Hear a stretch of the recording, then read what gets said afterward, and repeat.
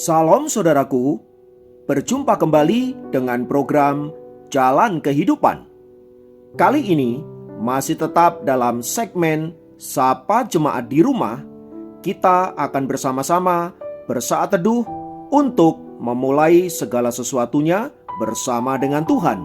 Mari kita berdoa.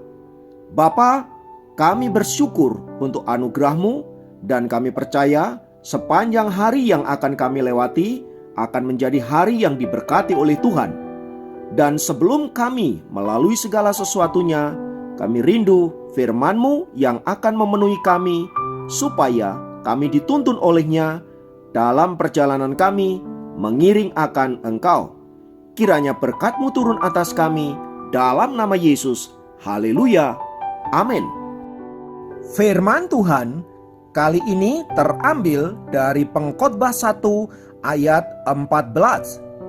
Pengkhotbah 1 ayat 14 berkata, "Aku telah melihat segala perbuatan yang dilakukan orang di bawah matahari, tetapi lihatlah, segala sesuatu adalah kesia-siaan dan usaha menjaring angin." Saudara, apa yang disampaikan oleh pengkhotbah di dalam bacaan yang tadi kita baca menggambarkan ia adalah orang yang skeptis dengan hidup ini.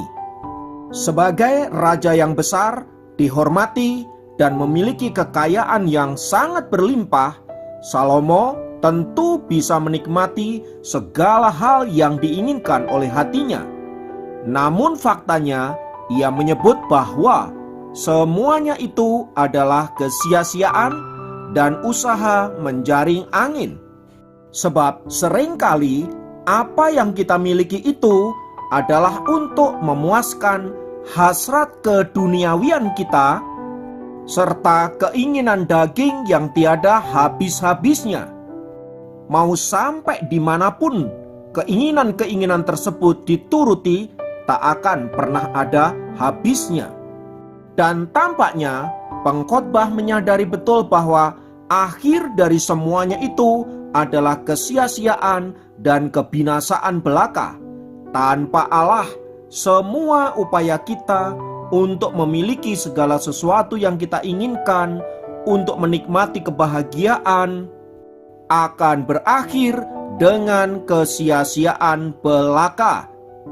Apalagi bila usaha untuk mendapatkan semua itu kita lakukan dengan cara-cara yang tidak kudus dan tidak benar di hadapan Allah. Seperti sebuah kisah yang terjadi di kota New York, Amerika Serikat. Dalam satu dekade belakangan ini, ada sekitar 8 juta ekor kucing dan 11 juta ekor anjing. Dan bila binatang-binatang itu mati, tidak boleh dimakamkan secara sembarangan, baik di halaman rumah maupun di tempat-tempat lain. Untuk mengatasi hal itu, pemerintah kota dan pihak swasta yang berizin bisa menolong mayat anjing atau kucing dengan biaya sekitar $150. Ini tentu saja biaya yang sangat mahal. Namun ada seorang wanita yang cerdik dan ia mengakali agar orang-orang mau memberikan jasanya kepada dia untuk memakamkan anjing atau kucing. Ia menawarkan, bila binatang peliharaan Anda mati, saya akan datang ke rumah Anda untuk mengurus mayatnya. Anda cukup membayar $100 saja. Wow, itu tentu biaya yang lebih murah dari biaya yang ditawarkan pada umumnya. Tentu saja setelah itu ia dibanjiri para pelanggan yang ingin memakamkan anjing atau kucingnya. Nah, para pesaingnya bertanya-tanya, mengapa wanita itu bisa menggunakan tarif yang sangat murah? Ternyata rahasianya adalah ketika ia menerima order, ia pergi ke toko barang bekas lalu membeli sebuah koper bekas yang harganya cuma $2 saja. Dan setiap kali ia mendapatkan order untuk mengangkut mayat kucing atau anjing, ia akan pergi ke sana, membungkus mayat itu, lalu memasukkannya ke dalam koper bekas tersebut. Nah, pulangnya ia sengaja naik subway yang banyak pencopet dan pencurinya. Ia kemudian berpura-pura tertidur agar para pencuri atau pencopet itu mengambil koper yang ia taruh di sebelah kakinya. Dan benar saja, tak lama setelah itu para maling itu mengambil koper tersebut dan membawanya lari tunggang langgang. Alih-alih berteriak minta tolong karena kopernya digondol maling, si wanita itu justru tersenyum bahagia. Nah, Anda bisa bayangkan ketika si maling itu membuka koper tersebut. Mulutnya akan ternganga dan ia akan menjadi sangat marah karena ia ketimpa pulung harus memakamkan anjing atau kucing yang sekarang ada di tangannya. Sungguh mengerikan nasibnya. Nah, kisah tersebut di atas adalah sebuah kenyataan di mana ada begitu banyak orang mengejar keinginan-keinginan mereka dengan cara mereka masing-masing. Dan ujungnya, semua orang akhirnya saling menyakiti, saling menipu untuk sesuatu yang bersifat kesia-siaan. Demikian juga dalam kasus-kasus yang lain, kita seringkali mengejar sesuatu yang kita pikir itu akan menjadi milik kita. Kita menggunakan segala cara untuk mendapatkannya dan lupa akan prinsip berkat Tuhan. Berkat itu, kalau dikejar, ia lari. Kalau ditunggu, ia berhenti. Dan kalau kita tinggalin, diambil orang.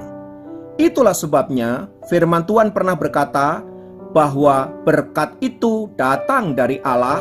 Susah payah kita sebenarnya hanyalah alat untuk kita mendapatkannya. Tetapi esensi berkat sesungguhnya datang daripada Allah. Nah, agar jangan berkat yang kita terima ujungnya adalah kesia-siaan, mari kita mencarinya berdasarkan prinsip firman Tuhan. Tuhan Yesus pernah mengatakan bahwa carilah dahulu kerajaan Allah dan kebenarannya, maka sekaliannya akan ditambahkan kepadamu.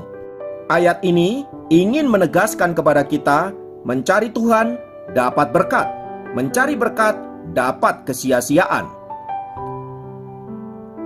Kiranya firman Tuhan ini memberkati kita semua untuk menjadikan kita anak-anak Tuhan yang terus mencari perkenanannya. Mari kita berdoa. Tuhan, kami rindu terus berjalan dalam kehendak-Mu, mencari wajah-Mu, mencari perkenanan-Mu, karena kami tahu hanya dengan cara itu kami mendapatkan kasih dan kemurahan-Mu. Terima kasih untuk apa yang sudah Kau percayakan kepada kami, ajar kami bersyukur untuk segala sesuatu yang kami terima. Terpujilah nama-Mu Bapa, kekal selamanya. Dalam nama Yesus kami berdoa, kami bersyukur kepadamu. Haleluya. Amin.